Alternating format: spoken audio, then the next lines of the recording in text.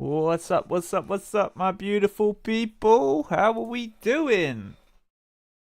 Welcome back to another live stream with me, Ross.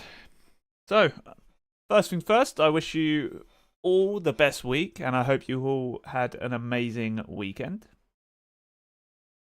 We are, of course, here to cover our Sunday markups. This is the Sunday markup stream. Remember, if you haven't already, go and check out some of the live streams from last week. And if you haven't already, check out the Keep It Simple series, as well as hitting that like button, subscribe button, all the good things. Hand-free profits with our sponsor and partner, NetSab Investment. You can find the description for them down below with their link, all the information you may need. So, without further ado, let's get into the markups that we gave out yesterday. So first things first, we always show you what we've marked up, and then we show you the markup from the previous week. So from last week, we actually had euro. Very, very simple idea here. But we always emphasize the fact that there is literature to go with these. So I highly recommend that if you haven't, head over to my trading view. You can find the link down below and actually read the literature for these markups. Now, you can of course look at them here, but we're mainly looking for a continuation at the point of this markup being given out. And we said that we know the principle of higher time frame bias is that we're going to follow this directional movement, which is up, right? This is the trajectory of the institutional order flow. Now, remembering that price action can't just continue to the upside all the time, and generally when we have the liquidity created in this upwards direction, it generally doesn't last too long until price action takes it out in some form. Sometimes it takes it out partially, sometimes it takes it out fully. It really is dependent on the higher time frame.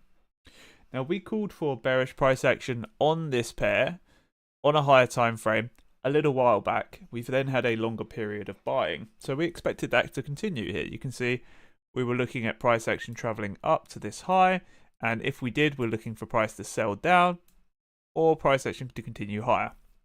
We then have another option. The other option is for the trajectory that's been created and the overall institutional order flow to fail, taking us down into this lower area of demand.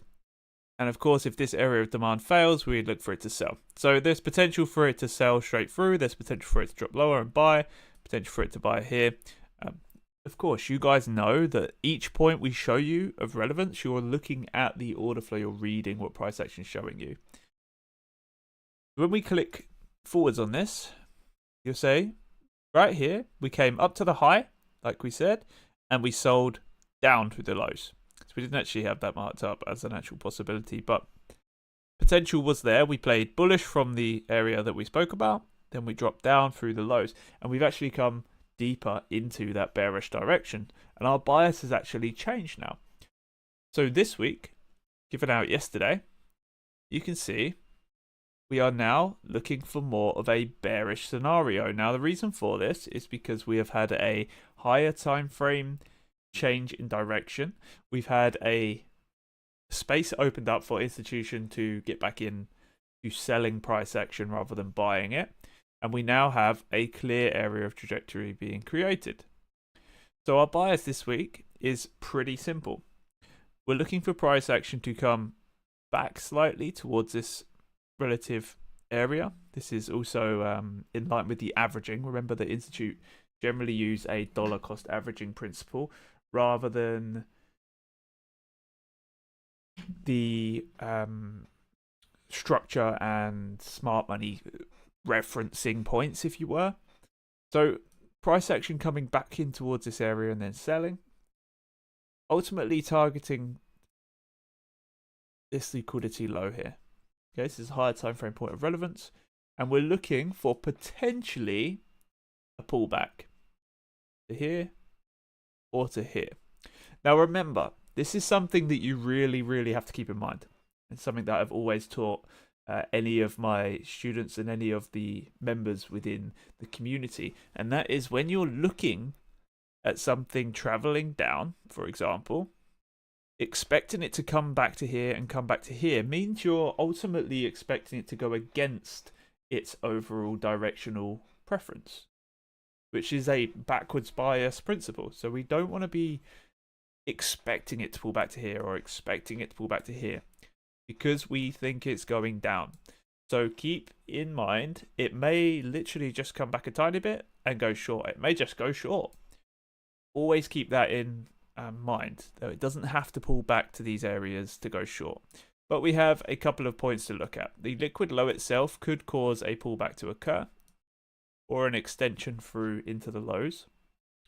If we are lucky enough to see price pulling back, we're going to look at this area of supply to take us back down into that bearish direction.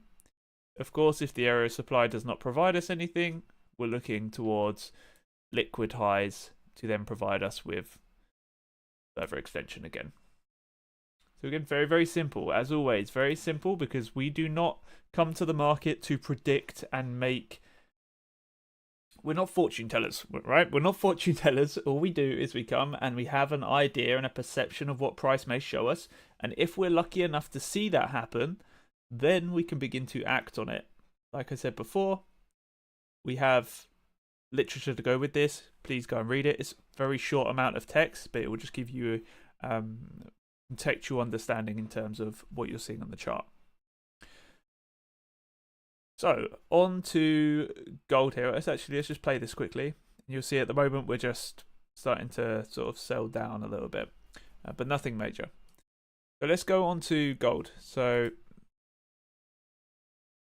from last week, we gave out this markup right here. So again, same thing. We said there's an institutional trajectory right here, which again is based off of dollar cost averaging and the averaging of price overall, how the larger movements are created, not using structure and order blocks, all that kind of stuff. That is a byproduct of the way the institute moves their orders around, like I say, using dollar cost averaging, etc. Exactly the way that our partners, NESAB Investment, use their principle and algorithm. It's exactly the same way that the larger institutes do it. So we gave a couple of points of reference here. We gave a higher time frame target, which is the all-time high, knowing that price action is clearly bullish on a higher time frame here. We also said that there's potential for this short-term trajectory to act as sort of a pullback scenario, if you were. So orders will be mitigated from this area and cause price action to sell down into the higher time frame and larger cost averaging area. So this higher time frame projection is more of a preferred area of buying when it comes for longer term positions for institute. There is also the option that price action doesn't go lower and it plays straight off these highs. Now remember, this is last week's markup, so we already have some context as to what happens here. Now, based off of the same principle, if we sell down to this low, we could breach through and come to the area of demand, and it will bring us back into that averaging area, which in turn we could see price action aiming for that target again. Same principle occurs, but on the flip side, we may just see price sink through all of these and aim for the higher point of liquidity that we marked right here. That would give us a larger pullback and a more preferable area to go long from. But the same principle applies. If we get down into this area, there could be a longer term of selling, which is completely valid. So let's play this price action from last week. And you see that we came down, played off of that trajectory earlier where we spoke about. We're now playing off of this higher time frame area of dollar cost averaging, and price action itself has a potential to expand higher. Now, we actually gave out a long position to the Discord community on Friday, and it actually came down, tapped right next to it this morning, and then started taking off towards the sky. So there is potential that we are looking for a longer term run up to this target high here. But this is from last week, so I'll show you what we're looking at for this week. So this week, notice how the markup hasn't really changed a huge amount. Again, there is literature if you want to go and read that. I know most people don't want to read it, but that's fair enough. So, same thing happening here. We came down, we played off of this trajectory area. We've come down into a newly formed area of demand, and price action is beginning to push higher. Now, this is one of the principles we showed last week, which is price running to this area of averaging. The trajectory is up, and then price to run bullish into the highs. Now, of course, we are consolidating here, so there is still potential for price action to play around in this area, break down, take this low, and then it's going to bring us back into the higher time frame target that we gave out last week, which is actually down here.